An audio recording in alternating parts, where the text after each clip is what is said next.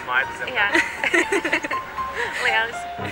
Parasti uz Ziemassvētkiem ir tā, ka es kaut vai kādu mazu nieciņu uzdāvinu vai vienkārši pasaku labus vārdus. Varbūt ar kaut kādu, es piemēram savu ģimeni, es varu ar labām atzīmēm, jā. Sev parasti piparkūks dāvinu visiem, tā kā samīļoju. Mazbērniem uzdevinu dāvanas. Par humoru noteikti, tā kā cenšos jokot un tā kā to situāciju padarīt vieglāk un jautrāk. Es kaut kā padomāju, lai tas, ar ko es iepriecināšu, lai tas būtu tiešām viņam patīkam. Nevis tas, kas man patīk, bet tas, kas viņam varētu. Cenšos pretīm nākošajiem smaidīt. Ja man smaida, es smaidu pretī. Stāsts smieklīgs joks, nezinu. Vienkārši padara viņa dzīves labāks. Vienkārši zvanu, teiks momītē, vai ne, ka viņi gaida, zinu, ka viņi gaida, vai ka viņi negaida, pazvan viņai vai esmu kādu īziņu.